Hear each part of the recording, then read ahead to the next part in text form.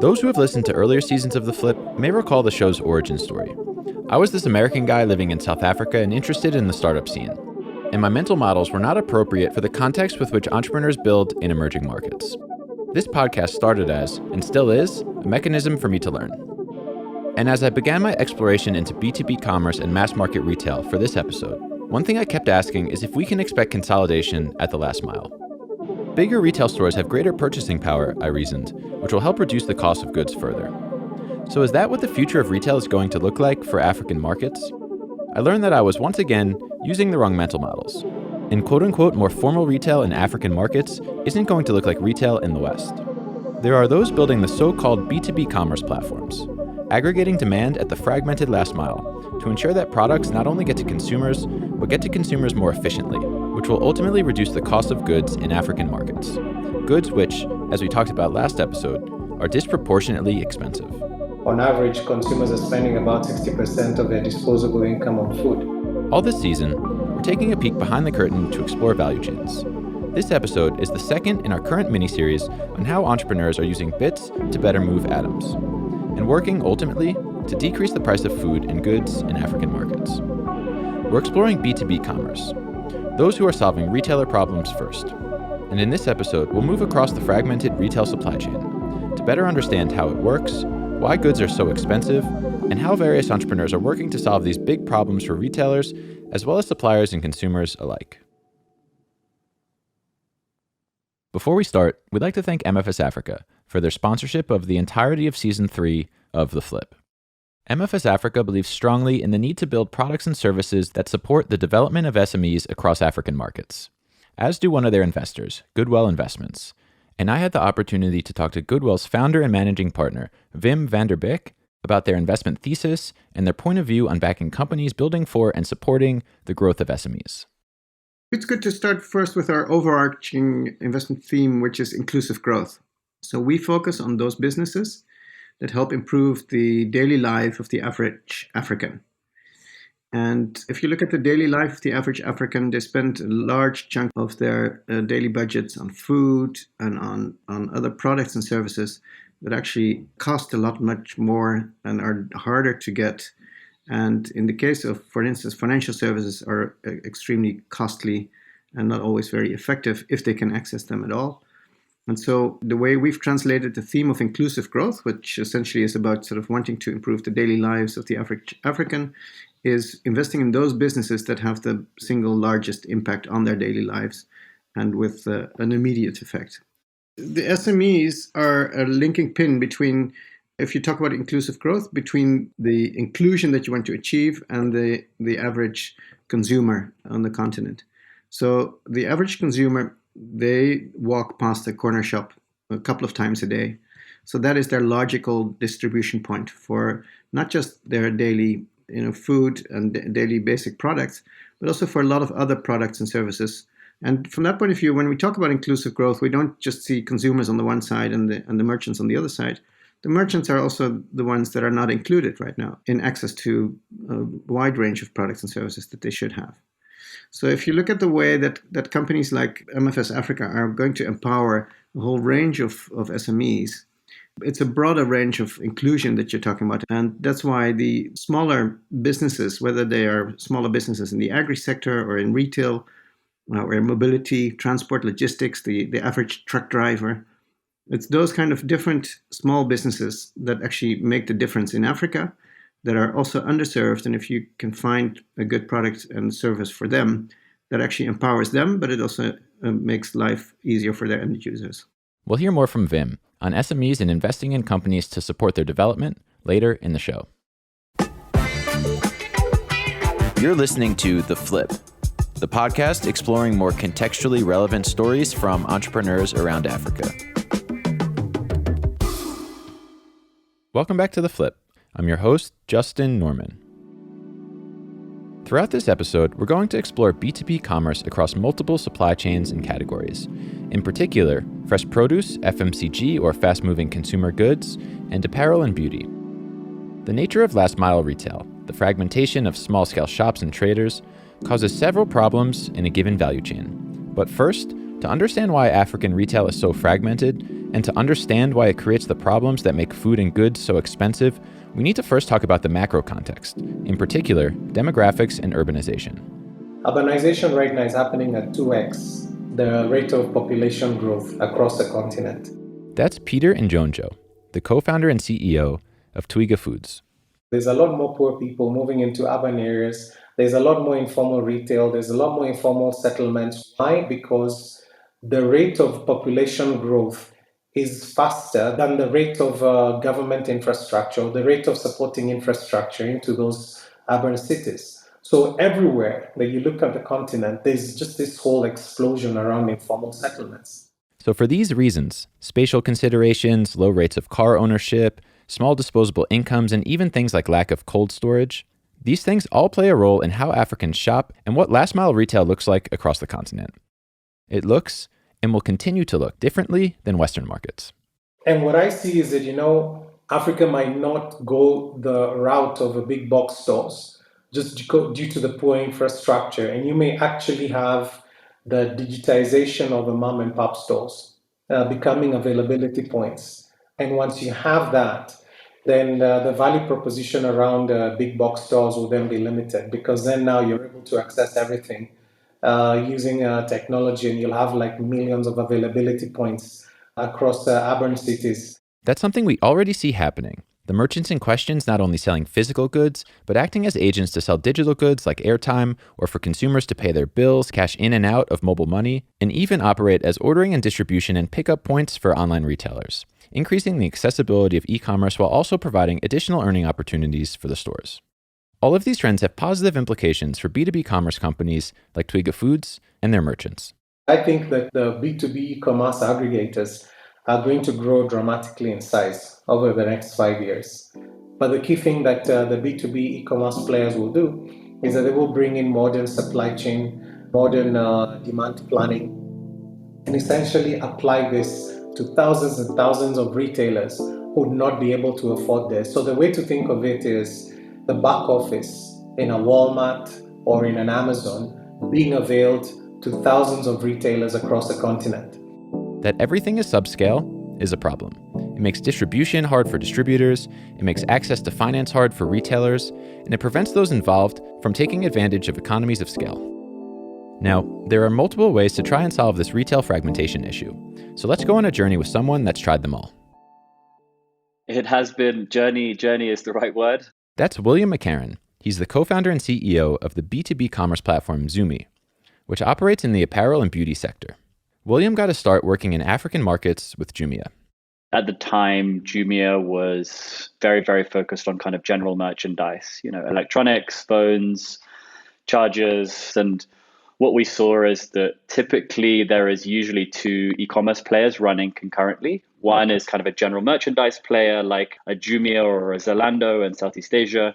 And then you typically had like an apparel and cosmetics or beauty player. And there was just no one else in the rest of sub-Saharan Africa, and we felt there was some level of inevitability around that model. But ZUMI didn't start out as the B2B commerce platform it is today. William and his co-founder started by taking a lesson learned at Jumia in terms of customer acquisition.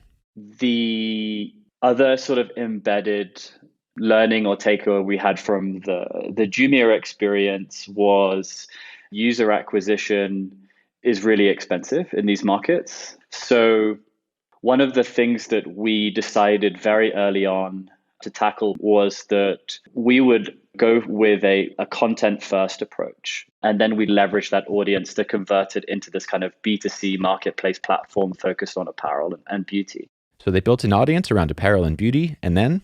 We realized that a lot of the assumptions that we had around selling apparel, selling beauty products through, a website were wrong. In short, people just weren't converting. Most of these guys are not really buying from websites. Lesson number 1 on retail in African markets. Trust and human interaction in commerce is important. One of my earliest memories from Jumia was people coming to the website, seeing the product on the listing, seeing the price, seeing all of the fulfillment information. We uploaded how to use the product. Everything was there. and then someone making a phone call to customer service so that a person would place the order for them. Our customer service lines were just jammed. We had so many people in customer service just handling orders. That lesson led to ZUMI trying to build more trust into the equation. Then the idea kind of evolved into, well, we have all these followers and they're kind of young women who have rich social networks and are very engaged online. Could we help them sell online? So we started with a model whereby we actually went around and aggregated a selection of different products, put them onto a platform, and then enabled our audience to sell to their friends and only place an order when they get a customer who's ready to pay. So there was no sort of working capital requirement for them to be an online seller. And, we had a ton of interest there. That definitely worked more than the website play. But we didn't really achieve, I think the scale that we needed that was satisfactory for us to continue pursuing the model. William chalked the lack of traction of this social commerce model up to high data costs, which doesn't necessarily allow for the kind of lengthy social media browsing behavior, and also low disposable income for some of the impulse buy products that are typical of the apparel and beauty category, which then led ZUMI to iteration number 3, the B2B commerce model. That led us to the final iteration of ZUMI, which, we looked at what we were doing and what we had learned from the social commerce experiments was, number one, really cheap, fast-moving apparel was the most in demand. That was like the fastest moving product that we were pushing through the distribution network. The second thing was like, hey, this is like an incredibly fragmented supply chain, right? It's like, just speaking for apparel specifically, you have an importer who imports a container of clothing from abroad, then you'll have a wholesaler, then you have a broker, and then you often have another broker, and then you have the retailer. So usually 4 layers of markup in the price.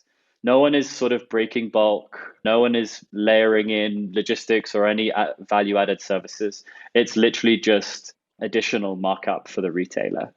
So William and ZUMI turn their attention to the mass market retailers at the end of this broken supply chain. So what we started doing is actually looking at like, what does a more mass market version of this retailer profile look like, right? It's not a fashion business. We're talking about really, really mass market essential apparel. 60% of what we do is kind of kids' clothes, right? So we actually went offline. We went into the markets. We went into some of the informal settlements like Kibera and Kawangware in Nairobi, where you just have huge numbers of people. And we looked at those retailers. These are informal, open air market traders who sell either very cheap new clothing or secondhand clothing in these open air markets to the everyday consumer. And the average piece is a couple of bucks.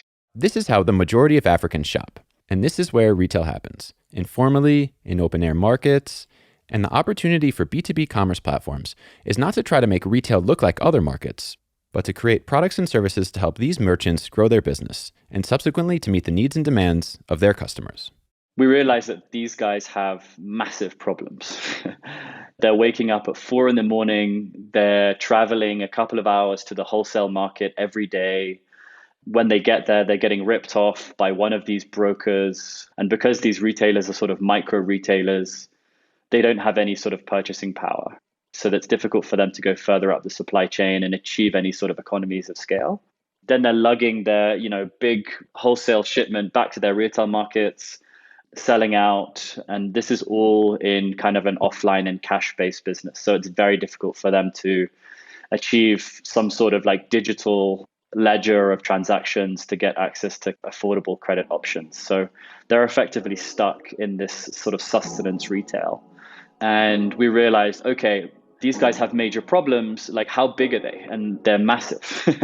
The amount of revenue and trade that these guys are doing compared to, one of the social commerce sellers that we were doing was just 10x plus, right? So the big question becomes, how do you make informal retail, that which William just described, how do you make it work better for the retailers in this environment? It starts by aggregating demand at the last mile, which is the core function of B2B commerce platforms. In short, these platforms aggregate fragmented demand on one side, the retailers, and connect to supply, either farmers or manufacturers or importers. Here's how it works. Let's say I'm a merchant selling goods roadside at an open-air market. I can place an order for my supply through my B2B Commerce Platform's app, or in some cases via USSD or the company's agents. They will then handle delivery to my store or my retail location, dropping off my goods, as well as to many other merchants nearby. Our average order value right now is something about $70. And so if you actually break that down, the number of SKUs that are a part of it, the number of unique products that actually make up that order, it can be more than a dozen different items. That's Daniel Yu, the founder and global CEO of Sokowatch, who we heard from last episode. Sokowatch's sector of choice for their B2B commerce model is FMCG. And so you're talking about basically like $5 per product that's being bought in many cases. And what that really means is like one box of soap. It's one box of soap that maybe has, 20 individual bars within it. And a consumer is coming in and buying that bar of soap for 20 cents a piece.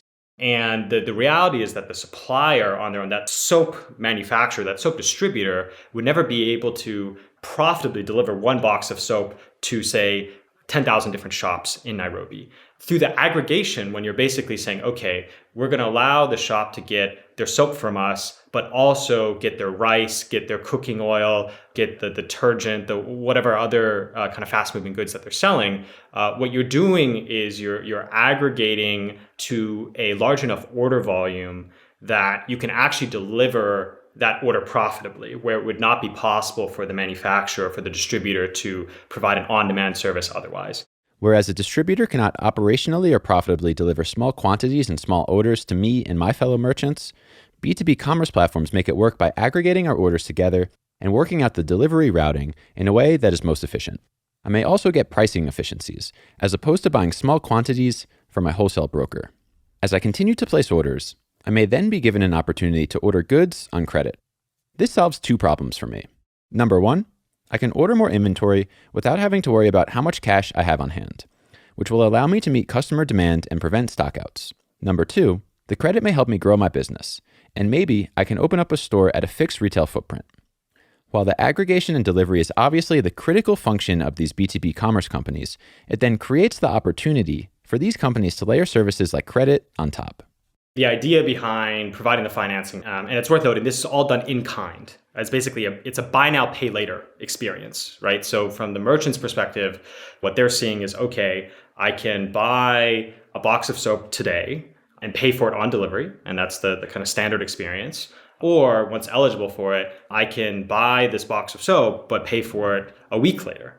And that is actually, I think, a very, very powerful method of implementing financing, because it's highly de-risked in the sense of you're not doing a separate mobile money transfer that could then be potentially diverted to a different kind of non-productive use case.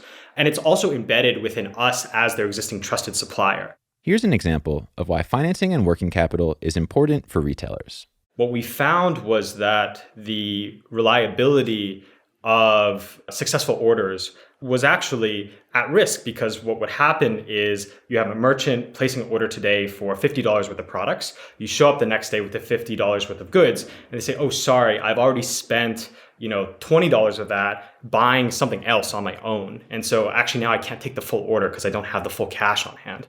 To solve that problem, Sokowatch offers same-day delivery, which we talked about last episode. But the other way, and perhaps the easier way, to solve this working capital problem is financing. From a financing perspective, once you can come in and start offering that, then you can start to add some of that flexibility back in, where you're saying, okay, we're going to finance your entire basket of goods once you have an established order history with us. And that allows you to significantly increase your stock on hand, which allows, in many cases, for the shop to increase their actual overall turnover, their overall sales. But then also for us, allows us to build kind of our stickiness with the customer as well, because the traditional wholesaler suppliers in the market are not giving them credit. So kind of aggregating all the sources of product, but then also kind of aggregating and being a one-stop shop in terms of financing, at least from a working capital perspective, the store also unlocks a ton of value. When we talk about credit, there's a spectrum of approaches we are seeing on the continent. From the alternative credit scoring consumer lending models to this kind of embedded finance, where non-financial services companies offer credit as a value add above and beyond the core services they are offering. I don't think that we're doing anything, groundbreaking from algorithmic scoring or anything like that. It's really about kind of embedding financing within an existing relationship where there's trust and where there's that kind of in-kind good that by virtue of the fact that this is what the merchant is going to sell and then use that capital to get more of, is just ultimately way more de-risked than any type of direct SME financing that is currently on the market. When we come back, we'll head upstream and talk about investments in improving efficiency at the supplier side of the value chain. But first, another word from our sponsor, MFS Africa. Earlier in the show, we heard from Goodwell's Wim van der Beek on their firm's investment thesis and the role SMEs play in their inclusive growth objectives. So from the investor perspective, what else needs to happen? And what else is Wim thinking about in terms of supporting these companies and the SMEs they are serving? I think what you see happening a lot of, and it's not something that just needs to start now, but it's already happening, but we'd love to see more of that, is that actually there's a lot of disintermediation that can still happen in those markets. It is, for instance, about the very simple idea of the scratch card itself that empowered the mobile revolution in Africa in the first place. That average scratch card had a value of $1 and still has, where it's still used. And it's printed somewhere in Dubai, then shipped to Africa, and needs to go through 5 or 6 different hands before it's sold somewhere in a rural shop or on a street corner in a city. And every hand that holds that scratch card and sells it on, needs to also make a margin on it. So that's where a lot of the inefficiencies in supply chains and value chains can resolve a lot of the unavailability of products and services and the higher cost of that for the average consumer. So the other thing that is needed and is also happening, but could happen faster if we would have more businesses doing it and if we would have more investors interested in funding it, is the actual building of the infrastructure behind a lot of this stuff. But building the backbone is something that requires a bit more patience, a bit more focus and endurance. And without the backbones, you can't do this fast stuff. So you need the B2B businesses to empower the B2B or the B2B2C businesses.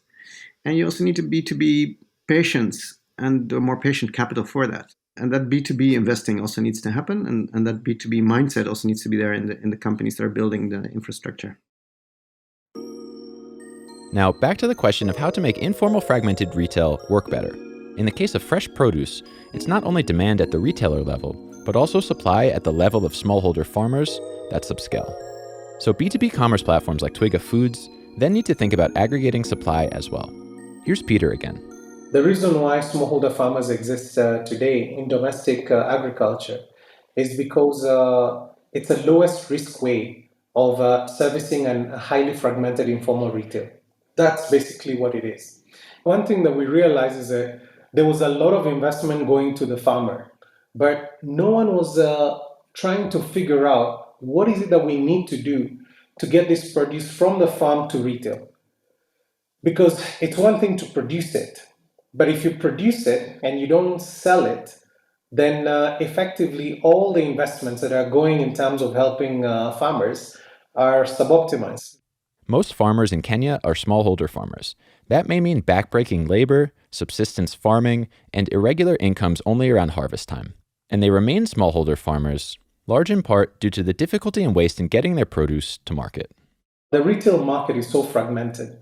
So for produce to move from farm to retail, then you needed a series of intermediaries to essentially aggregate and disaggregate the product to at least get to the small retailers that we have, which is essentially the structure of retail across most of urban Africa. About 70-80% is this type of small retailers. And that's where bulk of the food is purchased. So that was the issue around fragmentation. Now, as a result of handling perishable goods across so many different intermediaries, then you'd lose 30 to 40% just due to post-harvest handling. This downstream fragmentation problem, the company realized, is precisely why smallholder farmers remain subscale, and why, as a result, a lack of economies of scale and a large amount of intermediaries keep food prices disproportionately high. So we realized that the opportunity was actually focusing on the downstream side of that equation. Now, because the downstream side was so fragmented, then what you found is that it also had an effect on the upstream side. On the upstream side, it meant that most of the production was informal, was low-tech, very little agronomic capability. And when you put all those things together, it was like a self-fulfilling vicious cycle. You know, you have poor market access. Poor market access doesn't provide sustainable investment opportunities on the production side, and hence no investment is then made to solve some of the challenges that you have on the downstream side. And this cycle continues to a point where food inflation now is outpacing income growth in most of urban cities. But by aggregating retail and ensuring access to market for smallholder farmers, it's now creating an opportunity for more investment at the farmer level, on top of Twiga's market access. So for us in Twiga, we've actually done a commercial lease of farmland, and we want to do a proof of concept. And right now, from some of the indications that we have is that on some of the leading agricultural value chains, by sometime early next year, we'll be able to cut off 40% of the average price that we saw in the first 6 months of 2021, wholesale prices. So, and that starts building a proof of concept to then say to investors out there, hey, by the way, you know what? If you invest in efficient domestic production of food, then if you have companies like Twiga helping you distribute that, net, you can essentially have a profitable business that makes sense. And at the end of the day, we can actually reduce the amount of money consumers are spending on food in urban cities. And then improving retail in urban cities can have a transformational impact on rural communities as well.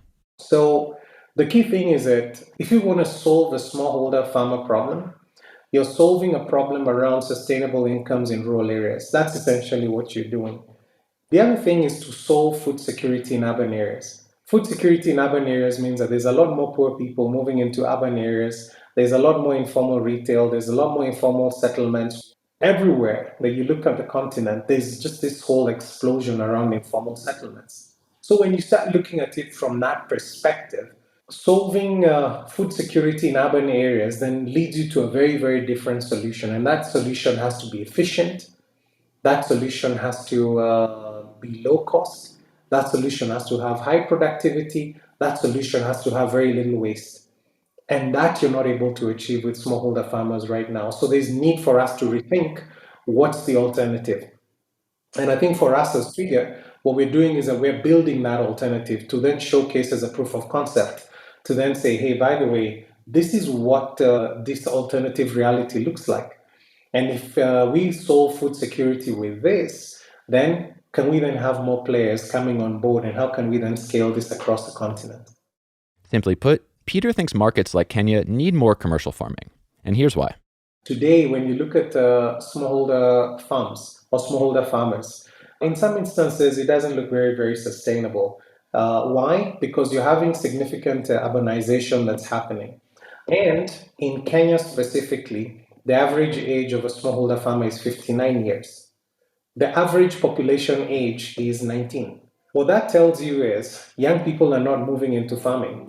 So if you're not recruiting the next generation of farmers, what will happen is that at some point the country will become a net importer of food. We're already seeing that today. And essentially that's because of that over-reliance on smallholder farmers, where there's really no improvement in terms of productivity, no improvement in terms of agronomy support to help them scale. So whereas retail may stay small and hyper-local to best serve the needs of mass-market urban customers, in the case of fresh produce and perishable goods in particular, farming needs to move from smallholder farming to commercial farming in order to best serve the needs of the aggregators like Twiga Foods, who have aggregated demand at the retail level. Though this kind of upstream investment opportunity exists in other categories as well, like FMCG, the end goal of which is still to get cheaper products into retail stores and in the hands of African consumers. Here's Daniel again. So at the kind of wholesale segment, which is really where we play right now, that's always where the kind of thinnest margins are in general. But then also when I look at the kind of manufacturing side, actually it's interesting if, we kind of talk about what's holding us back the most right now in general as a business when it comes to our growth, it's actually on the manufacturer side. The problems on the manufacturing side, in some cases, might actually be somewhat similar to the problems caused by subscale farming in the case of smallholder farmers. If you break down that manufacturer segment, it's because the way that these businesses have been run traditionally, most of them are kind of still family owned and operated, is as these kind of like full stack manufacturers where they're doing everything soup to nuts. I mean, they're getting the inputs to make these products. They actually own and operate the factory, all the machinery, they package, they brand the product, they do the marketing, they do the distribution, and which is crazy. And so I think that's a big opportunity in the African manufacturing space, where it's like we have to get away from like, one family trying to do everything, kind of soup to nuts in the value chain. It raises a question around what degree a platform like Sokowatch should look upstream as well. One of the things could be like, yes, do we like go and actually like start opening our own factories and stuff like that ourselves? I think that's kind of extreme end of it. A less asset intensive approach to that would be to take the approach that a lot of manufacturers and successful retailers in, say the US or Europe have taken as well, which is a private label. Private label is where a retailer has their own generic brand of soap, for example, that put next to a multinational brand is typically a bit cheaper.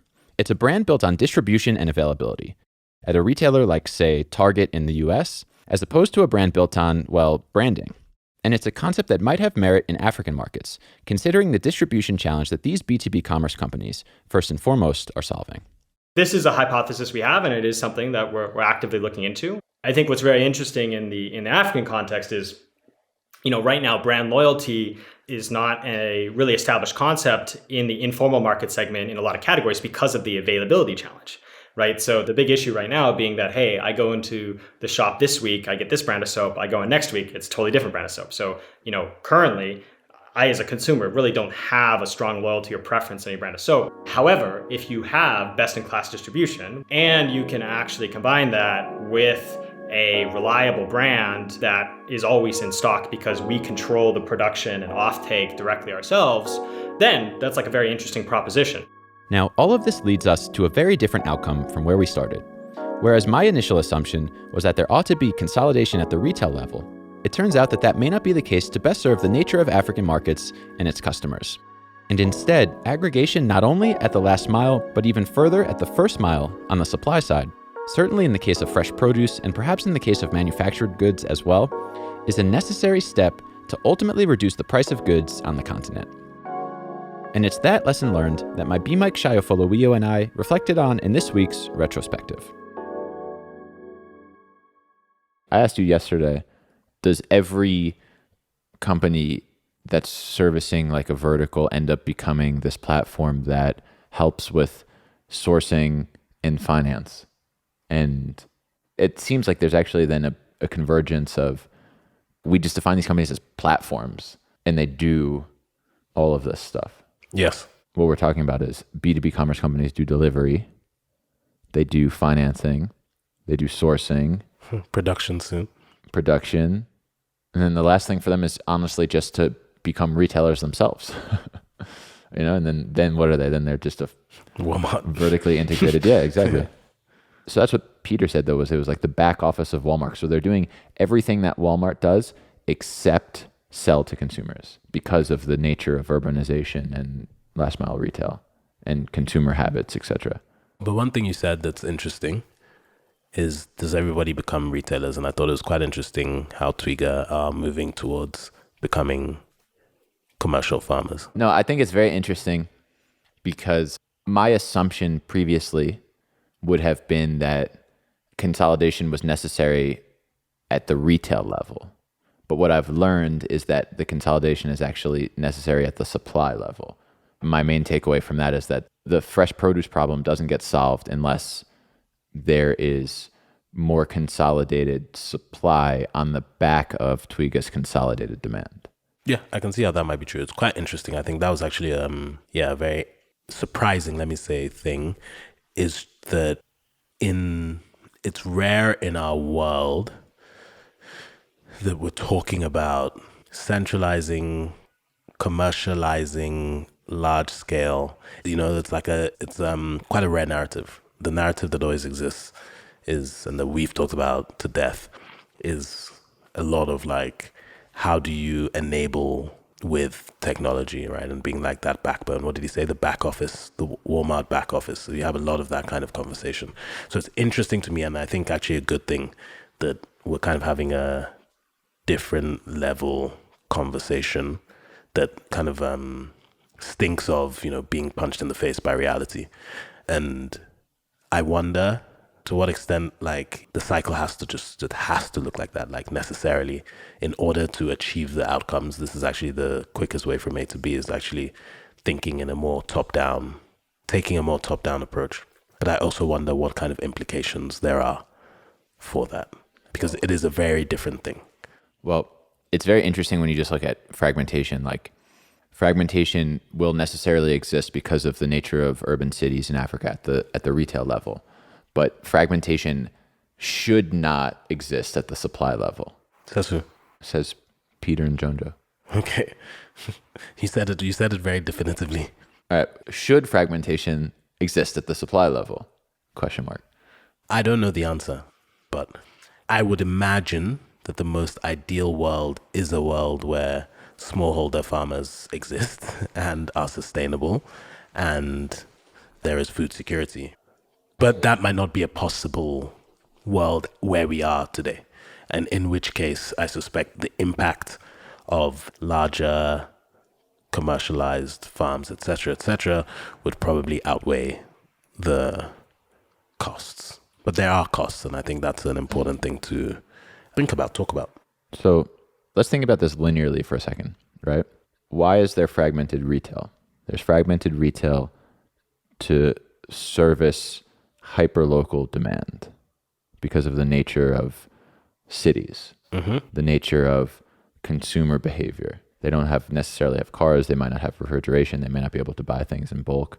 And so you need to have this hyperlocal, small scale retail to service that. So like, that's the point is, I guess, if consumers are buying stuff in small quantities, does that mean that fragmented last mile retail is going to proliferate? I see what you're saying. Then if you move one layer up the chain, how do you service fragmented retail? So before it was brokers and middlemen and all of this stuff. And also, by the way, I really love how we forget the platforms are middlemen. Yeah, they are. Just better middlemen. Yeah. So we're not eliminating. They're just less middlemen. Okay. Yeah. We're not eliminating them. I think that's a false narrative. Yeah. So then what ends up happening is, right, we're seeing this aggregation at the middleman level, and these super middlemen, let's call them, these B2B commerce platforms are just doing the aggregation of last mile retail better, right? And as you move one level up, why do smallholder farmers exist? The reason why smallholder farmers existed previously was because of the fact that they couldn't get their produce to market at scale profitably. So they could never invest in upscaling their farms if, like Peter said, 40% of their harvest was just going to be lost, right? So then the question becomes, we're operating under the assumption that last mile retail will always look the way that it will. There's not going to be consolidation because of all of the reasons that we explained.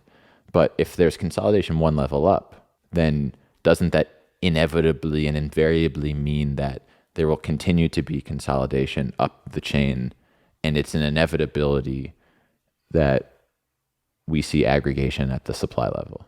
Why does the chain just stop? Because the retailers are servicing their customers. Their customers need this hyper-local retail, right?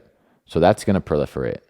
But then the smallholder farmers are now servicing this big middleman, Twiga Foods, right? Twiga Foods needs bigger suppliers. So inevitably there's going to be a consolidation of smallholder farmers or of, a proliferation of commercial farming to service that demand from Twiga Foods. That's not inevitable. But it sounds like that's what's happening. It sounds like that's what's happening. But, to me, the thesis was, or the approach was like, can you make smallholder farmers produce more? And then can you get more smallholder farmers? Which is not the same as can we consolidate smallholder farmers, or can we make them employees? Those are all very different options. So one of the things I'm generally excited about, right, is the opportunity that we have, you kind of that creator economy kind of thesis, right, where you can essentially share more because you can reduce your overheads as company X, Y, blah, blah, blah, using technology. You can share more upside with more entrepreneurial individuals and all this kind of stuff. And it's like a boon to me to employment and self-determination. This smallholder farmer thing is quite interesting to me in terms of how I actually might have to change or improve my worldview a little bit to allow for a world that's essentially, it's a lot of power to Twiga fucking Foods. Or whoever becomes the commercial form. That's, yeah.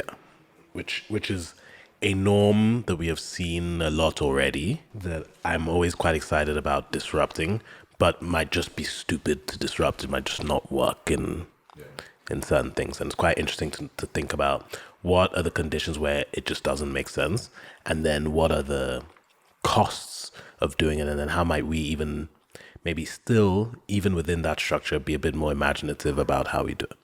Right. So that is the question, which is, if the problem smallholder farmers have is they're subscale and like just sustenance farmers. Is there any difference between that and being an employee? But is there a difference between being a sustenance farmer and an employee? That's what I'm asking. What he was saying was, solving a smallholder farmer problem is solving a stable income problem. Exactly. And I think that's the right thing to actually say, because in my experience as well, we have pros that like, they're plumbers, but they don't want to be business people. It's just that was the best way to use the skill. So for some people, they should be employees. They should be employees. Yeah. And for those who want to live in a world in which sustainable smallholder farming is an outcome, that might be a tough thing for people to hear, is that some people just want to be employees. That's it for this week's episode of The Flip. As always, we hope to see you on social media. We're at The Flip Africa, where we're sharing more content from our podcast interviewees. We also publish a weekly newsletter, The Flip Notes, and share our podcast episode show notes via email.